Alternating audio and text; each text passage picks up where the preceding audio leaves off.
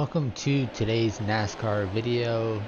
This video instead of a live stream, as didn't expect it to be too competitive. Well, I expected competitive, but I also expect the rubber band to be playing a massive factor. So basically, it's one of those cases where only about 2 or 3 laps are shaved off. Maybe well, it's probably more than that, but really, most of it's still here. Because I can see, like, it's right from the get-go, the cars are just basically forming a wad. Like, this is a better path than it was at Daytona or Talladega in the game. Like, that's ridiculous. That this track doesn't offer that much in drafting, but it's still better than Daytona and Talladega in the game. Now, earlier in the day, the NASCAR Heat Evolution 2 developers did a developer's diary video, and what I gained from it is that they plan to make it an annual thing. Like, they want to be like F1, where they got a new game coming out each year. Well, I'm not sure how much improvement they plan to make, but with F1, only on rare occasions do I buy every year. Like, it's usually every 2 years. Like, I went 2010, 2012, 2014. Like, then 15, 16. But usually I buy once every 2 years type deal, because, yeah, I want the trophies, and it gives me more trophies. But it also feels like it's the same game, and you're paying for driver changes, and you're paying for the slight mechanical tweaks. Like, it's stuff that should be released as patches or DLC that they're charging full game price for. Like, perfect example of how NASCAR has done this. In NASCAR 14, they had a big issue where the spotter would cut out, and this happened more times than not. That was the biggest issue, and really that's all that seemed to be addressed in NASCAR 15, except, like, so we basically paid for patch and duplication trophies. That's really what we paid for in 2015. Yeah, it was only $20, but still, that's $20 for technically a patch. And like, that's just, I hope that's not what we're looking at for NASCAR. Like, they are making changes between Heat 1 and Heat 2 by adding the other 3 series, but that and split screen are the only changes I'm seeing. Like, I'm not seeing much. And it's just one of those cases where I'm hoping for the best, but NASCAR games have had a bad track record of each one being worse than the last, and Heat Evolution 1 is absolutely not beyond that. Like, even being a patch, 15's a little bit better than Heat Evolution. So it's one of those cases of you're still continuing that bad thing. Like, you're adding something in, but does that mean you've improved the game, or you trying, like, you're distracting us with shiny things? It's like, ooh, brand new stuff. Some of these mechanical issues that are present in this game, they're still there, but look, we got shiny stuff type deal. I'm hoping it's not one of those, but I've talked long enough over the race. I'm gonna let you guys watch it. Only gonna chime in where it's absolutely necessary. I still don't know the style that I want to do. Like, it should be, I'm not sure, just let you watch, talk you through what's going on, or announcer type thing. It's not sure what style I really want to do when I'm doing the videos, but there are a few points where I definitely need to chime in. And since next week's Pocono, it's gonna be another video, but the following week is Watkins Glen, which is a live stream. Michigan is a video, and Bristol is a live stream, but it's gonna be packed. Like it's a packed week that week. Because, yeah, you know I'm talking longer than I said, but still advance notice because like that Monday we've got the weekly challenge 1, and Tuesday we got weekly challenge 2 and practice for Bristol. Wednesday we have the Bristol race. The monthly challenge, well, actually, yeah, don't have to worry about monthly challenge since I kind of DNF'd out of that. Oh wait, no, hold on, never mind. We will have to worry about monthly challenge. It will just have to come either the week before or the week after. I'm not quite sure which, but it may be on. Oh, actually, no, that Sunday's gonna be pretty. I'll figure that out, but like because Thursday through Sunday, unless I do vlogs on the road, nothing is going on because leaving as close to 7 o'clock as I can Thursday morning and not coming back till late Sunday. And I'm not gonna, after driving 14, 15 hours, not gonna feel like doing a video. So there's that zone of nothing there. But I'll get the Bristol video done, live stream done before going. So it's because that one's one I'm pretty sure I can win. So that's definitely a live stream.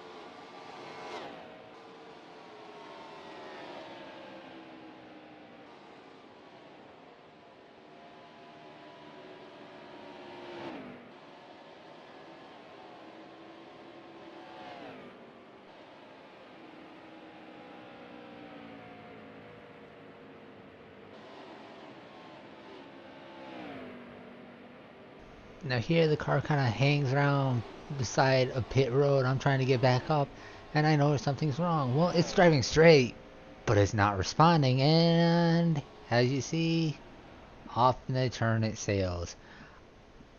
Apparently, one of those bumps in 3 and 4 engaged the safety mode on my T150 wheel, because if it's too much, and I think it's like one of those cases where if it feels like it's gonna break, it shuts itself off so it doesn't break, and so it went sailing on the thing, like, and with that shut off, everything shuts off. No shifting, no clutch, no brake, no gas, nothing.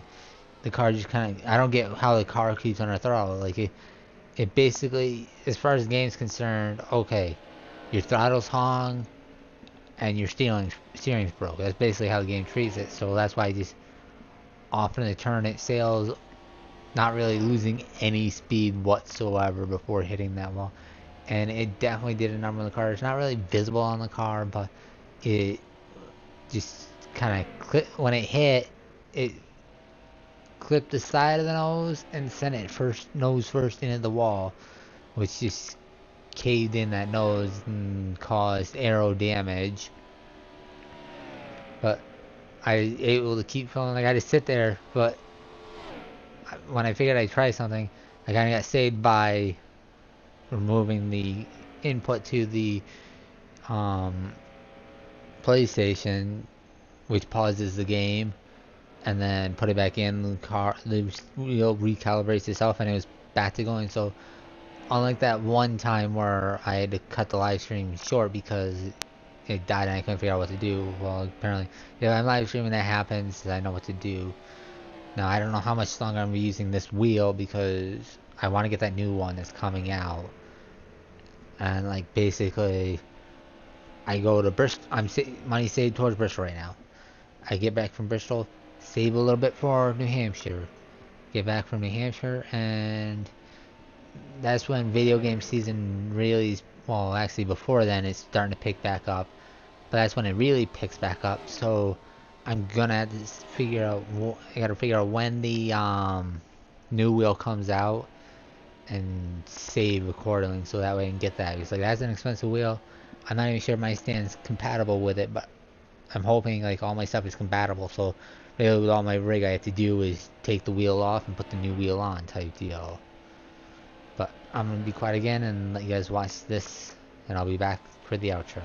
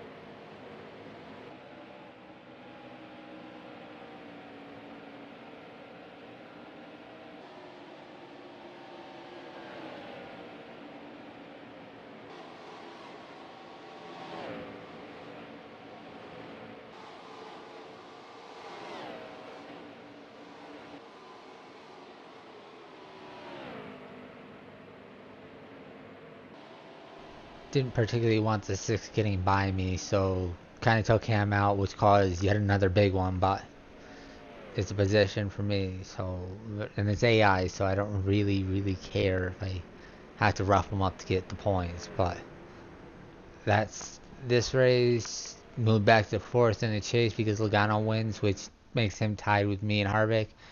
And so back to 4th. But that's all today. Thanks so much, and I'll see you guys next time.